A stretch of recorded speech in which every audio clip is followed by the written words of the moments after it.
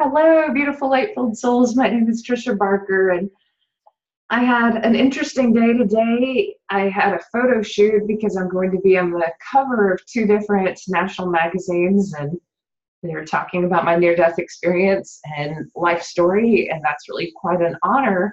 It was a lot of fun to talk with the photographers and makeup artists, and one of the questions that one of the photographers asked me is, do I get upset in traffic now after my near-death experience? And I've been asked a lot of questions throughout my life, and I've seen on these different discussion boards, different questions that others have asked near-death experiencers, but never that one. So no, I taught English in South Korea after my near-death experience, and I was in 12-hour traffic jams, 6-hour traffic jams, 9-hour traffic jams. Yeah, I mean, no one likes to be stuck in a car that long, but little things don't get me down too much. They really don't. So the weather, traffic, things that I can't control in any way, I just know I have to adjust to, and I'm happy to be alive most days. It's not like I worry about those things.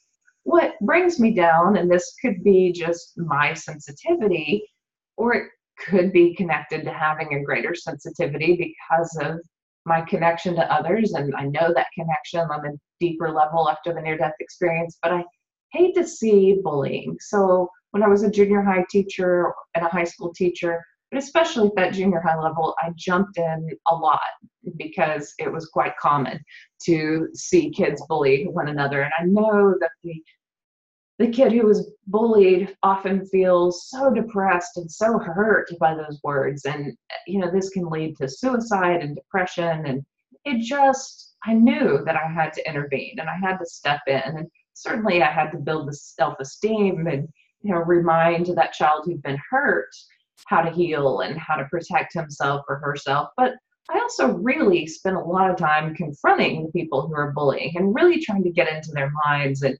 change them. And I think that's such a beautiful opportunity that teachers have, because in the world, and on social media and so many different places, we just see, someone throws out this comment and someone throws out this comment. And, there's just this back and forth craziness between people. And there's no one who is able in this authority figure you can step in and teach a lesson or change a behavior, or at least try to change a certain behavior or give someone something to think about.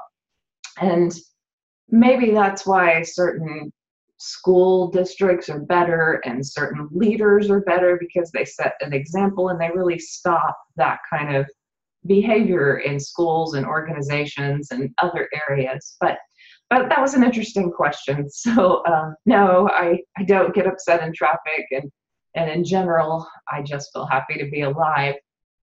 But one thing that I get asked sometimes, and I thought I would weigh in on this, is during the near-death experience, yes, I felt like an individual, but I also at some point felt this growing oneness and this connection with other people. So how do you tell the difference? What is the differentiation?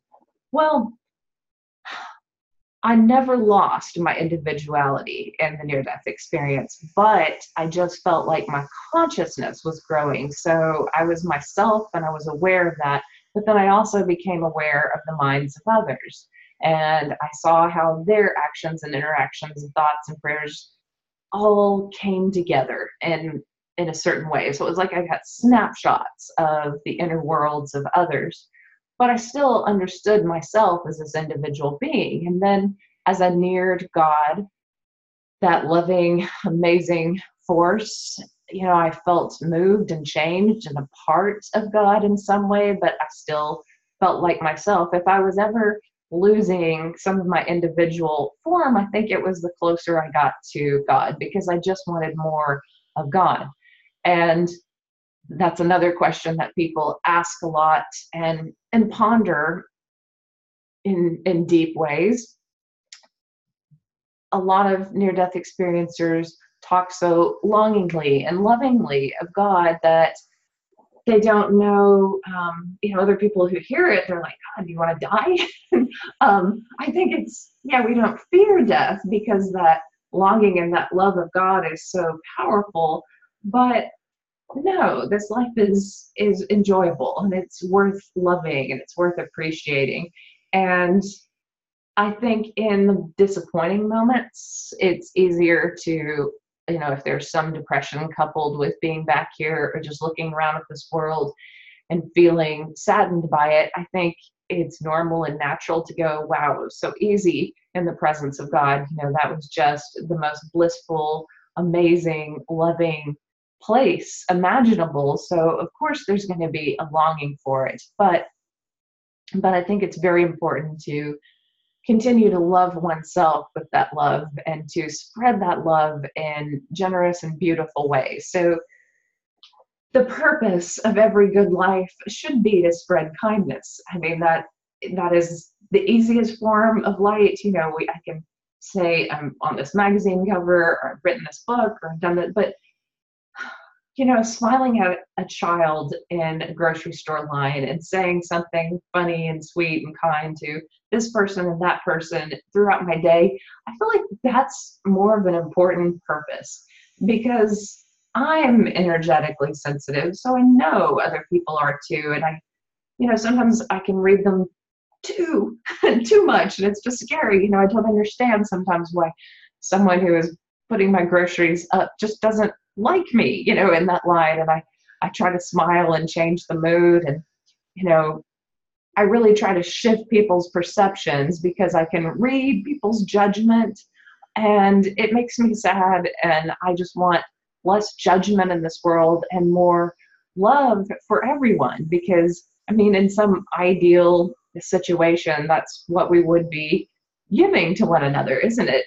Just kindness and love and peace and acceptance. And that's what we all long for. That's what near-death experiencers felt in the presence of God. So I think that's what we're often preaching to others, to just give to one another, and don't censor it, don't think about it, just give it.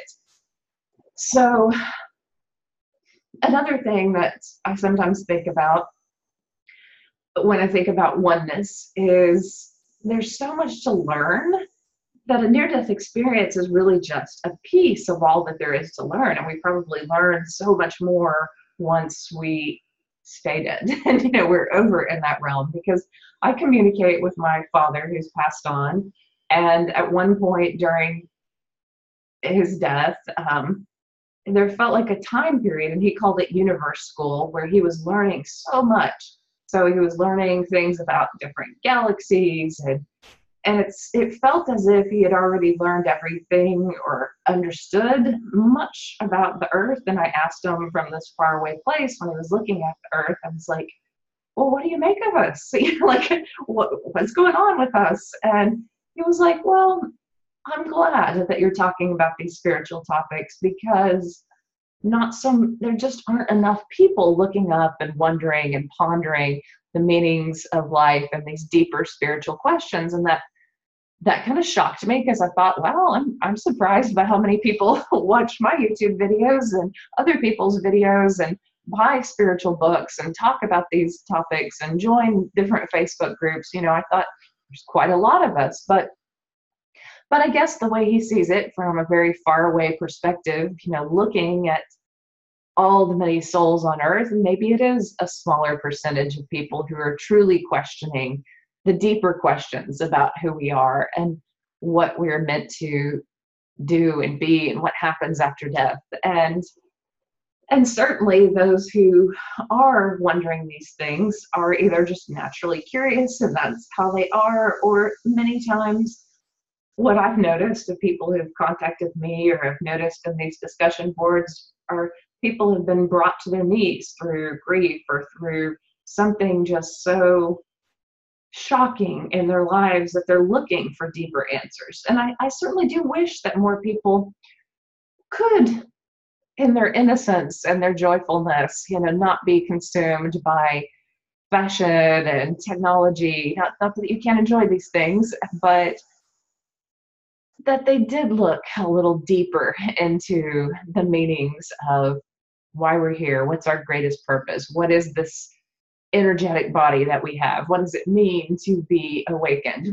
All of these questions, if young people just were a little bit more curious about these questions, I think it would benefit them in so many ways. So as a professor, I do try to introduce meditation to some of my students because I know over time, meditation is something that can widen people's consciousness and make them more curious about deeper questions.